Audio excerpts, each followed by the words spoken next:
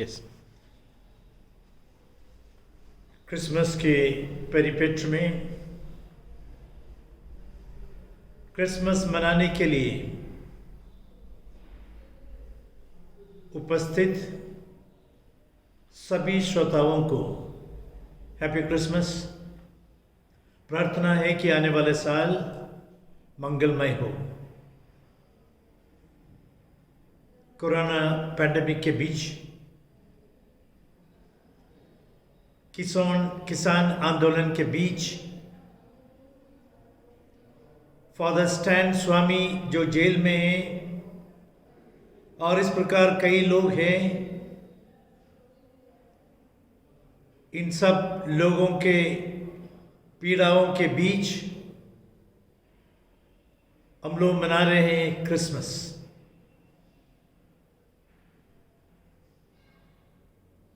कई साल पहले प्रोफेसर कार्ल बाथ, जो विश्व के जाने माने लेखक हैं, थियोलॉजियन हैं, आप प्रिंसटन यूनिवर्सिटी में लेक्चर दे रहा था और लेक्चर के दौरान किसी एक स्टूडेंट ने उनसे पूछा, sir, don't you think God has revealed himself in other religions? Sir, क्या ईश्वर अपने आप को दूसरे रिलीजियंस में, धर्मों में प्रकट नहीं किया है या नहीं? हमारा चिंतन का विषय है क्रिसमस के समय, क्या दूसरे धर्मों में ईश्वर अपने आप को प्रकट नहीं किया हो या नहीं? प्रोफेसर कार्ल बाथ जाने माने एक व्यक्ति हैं।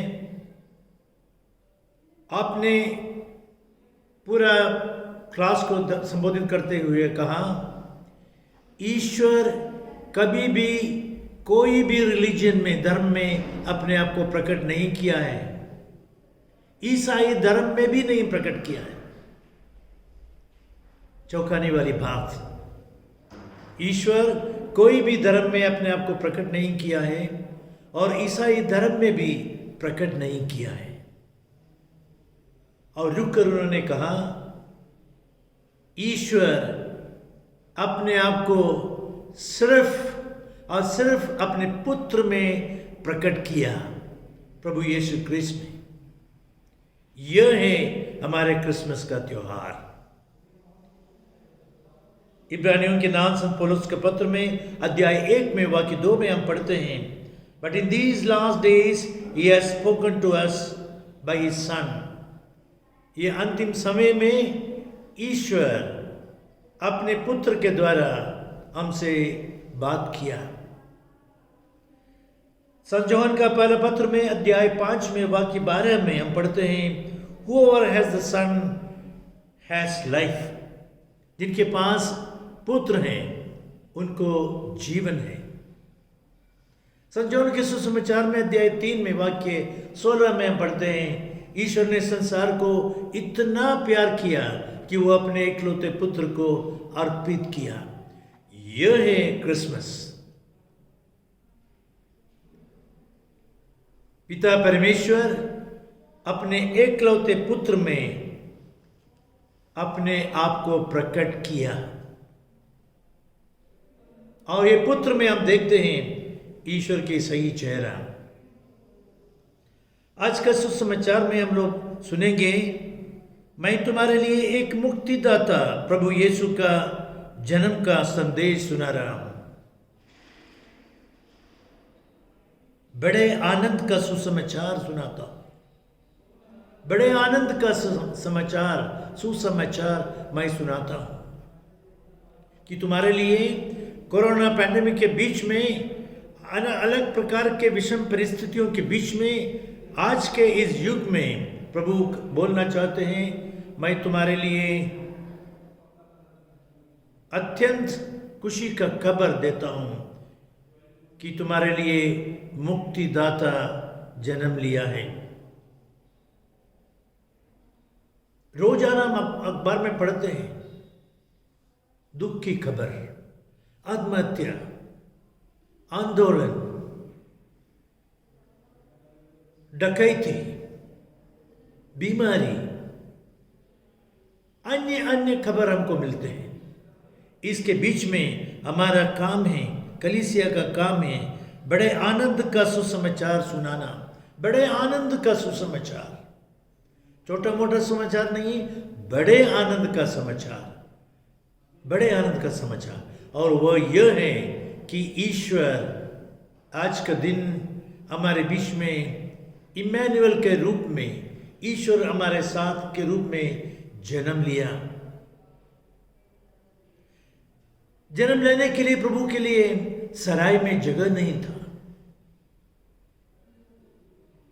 और प्रभु चाहते हैं कि हम अपने दिल में प्रभु को जन्म लेने के लिए जगह बनाए।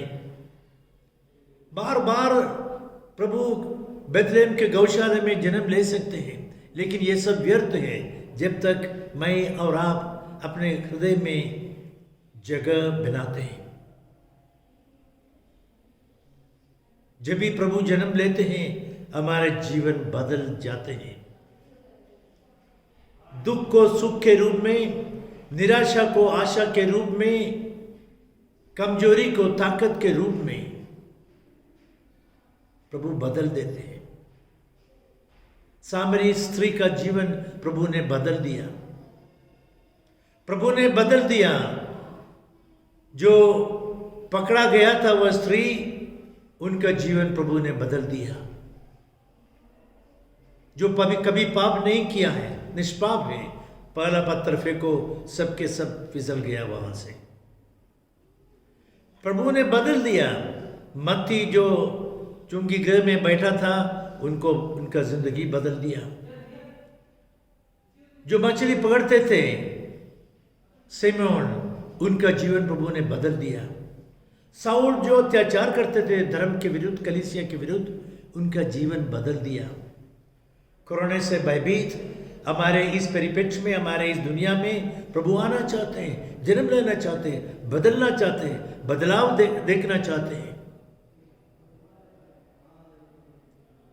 प्रभु सच में हमारे लिए इमैनुअल है, ईश्वर हमारे साथ। अत्यंत गर्व की बात है कि हमारे धर्म का क्रिसमस के दिन हम मनन करते हैं, प्रभु ने एक गौशाला में, चरणी में जन्म लिया। संसार के मुक्तिदाता को जन्म लेने के लिए जगह नहीं मिला।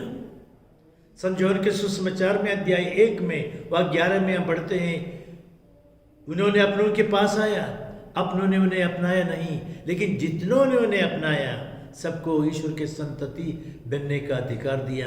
आज का दिन प्रभु को अपनाने का दिन है, प्रभु को स्वीकार करने का दिन है, प्रभु के लिए हमारी जिंदगी समर्पण करने का दिन है, जीवन में बदलाव लाने का दिन है, जीवन में नई दिशा पाने का दिन है। बड़े आनंद का खबर, निराशा नहीं, आशा, कमजोरी नहीं, ताकत। प्रभु विचलित लोगों से कहते हैं, मेरे पास आओ, मैं तुम्हें विश्राम दूंगा। प्रभु का सुसमाचार, बड़े आनंद का सुसमाचार, ये हमको सोचने की बात है। सबसे पहले ये बड़े आनंद का खबर साधारण गडरिये लोगों को दिया, जो खेत में अपने भेड़ों की रखवाली करते थे। पर वो दर्शाना चाहते हैं, खुश खबर तभी मिलते हैं जब हम किसी भी चीज का, किसी भी व्यक्ति का, किसी भी काम का रात भर जागते हुए रखवाली करते हैं, सजग रहते। श्री प्रभु ने कहा, जागते रहो और प्रार्थना करते रहो। जागते हुए अपने काम करने वालों के बीच में प्रभु ने गरीब लोगों के बीच में आया, साधारण लोगों के बीच में आया और बड़े आनंद का संदेश सुनाया। जाओ बेथलेहम जाओ, बेथलेहम जाओ, गौशाला में तुमको चरनी पर लेटा हुआ बालक को मिलेगा, वही है संसार का मुक्तिदाता। आइए हम अपने जो भी तकलीफ है, जो भी दुख है, जो भी दर्द है, इसको छोड़कर थोड़ी देर के लिए गौशाला जाए, जहाँ ईश्वर अनंत अनादि ईश्वर अपने आप को दीनहीन बनाकर एक साधारण बालक के रूप में हमारे बीच में आया और निवास किया। शब्द देह बना, संत यूहन्ना के सुसमाचार में अध्याय 1 में वाक्य 14 में पढ़ते हैं, शब्द देह बना और हमारे बीच में निवास किया। आइए आज हम भयभीत लोगों के बीच में उनको तसल्ली दें, उनका हौसला बढ़ाए, हिम्मत दे कि हमारा ईश्वर स्वर्ग में बैठा हुआ ईश्वर नहीं, चलता फिरता हमारा परवाह करने वाला ईश्वर है जो सबों को प्यार करता है। आप सब वचन सुनने के बाद अपने आप को समर्पण करें। वचन जब भी वचन की घोषणा होती है उसके बाद हमारे मुख्य काम है समर्पण करना। आइए हम प्रभु के प्रति अपने आप को समर्पण करें, प्रभु से प्रार्थना करें कि आने वाले साल, जबकि दूसरा लहर के बारे में कई जगह बात हो रहा है कि कोरोना पैंडेमिक और बढ़ते जाएंगे, ये सब के बीच में आने वाले साल आप सबों के लिए मंगलमय हो। Happy Christmas, a wonderful God blessed new year.